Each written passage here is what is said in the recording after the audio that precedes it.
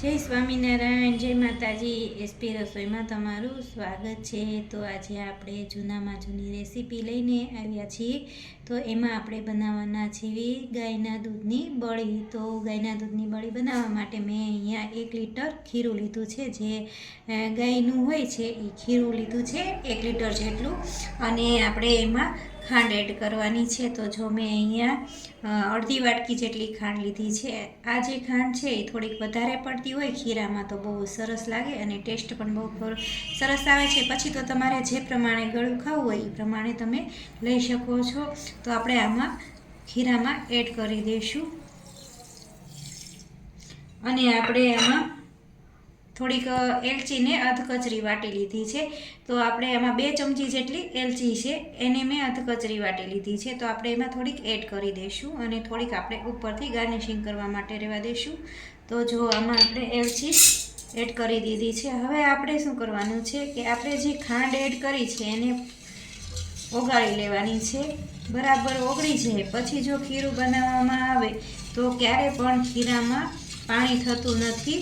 અને ઘણી વખત એવું થતું હોય છે, ઘણાને ખીરું બનાવવા જે ગાયના દૂધની બળી હોય છે એ બનાવતા નથી આવડતી હોતી, તો અથવા તો પાણી પણ રહી જતું હોય છે। તો આપણે કેવી રીતે બનાવવાની છે, ખાંડ બરાબર ઓગળી જાય પછી જ આપણે બનાવવાની છે। તો આને આપણે 2 મિનિટ આવી રીતે ચલાવી અને ખાંડને ઓગાળી લઈશું।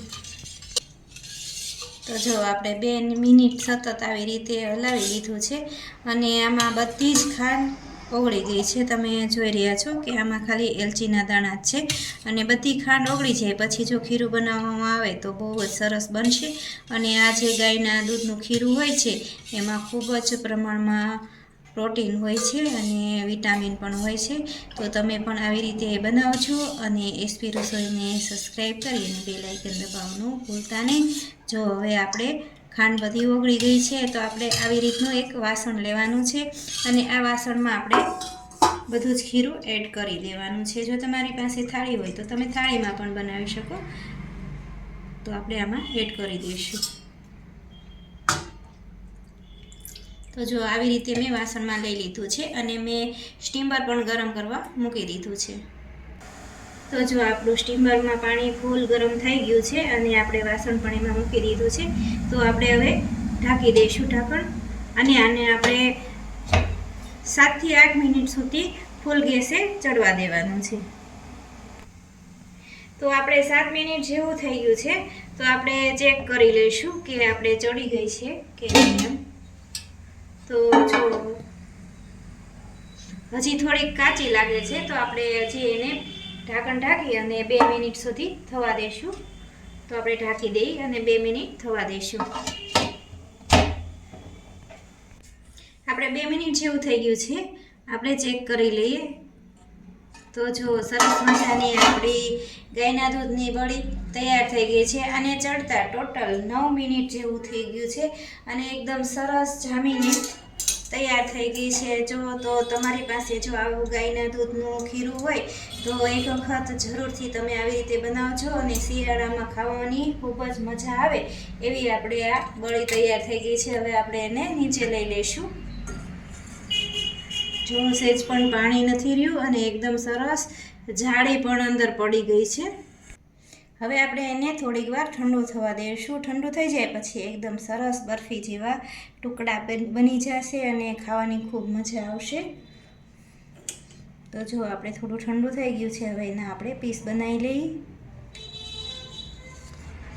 તમે જો ખાંડ ઓગાળી અને જો આવી રીતે બળી બનાવો ને તો ક્યારે પણ આમાં પાણી નહીં રહે। ઘણી વખત તમારે એવું થતું હોય કે તમે જો બનાવો તો એની અંદર ઉપર પાણી રહી જતું હોય છે અને બરાબર નથી બનતી।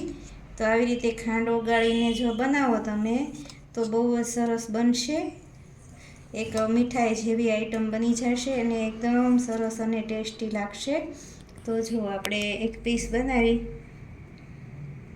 અને આપણે જોશું કે કેવું બન્યું છે।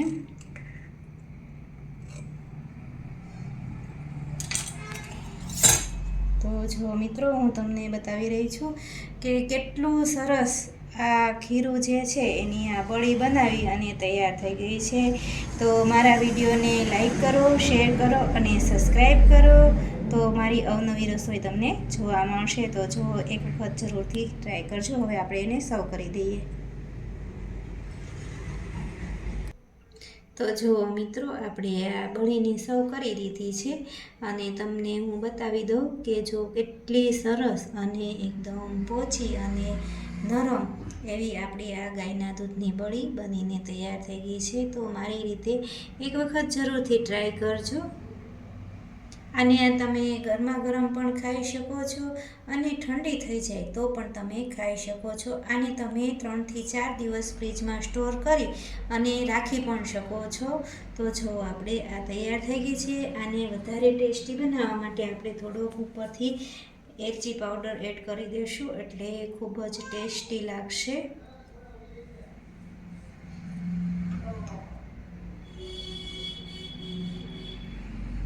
તો જો તૈયાર થઈ ગઈ છે આપણે ગાયના દૂધની બળી.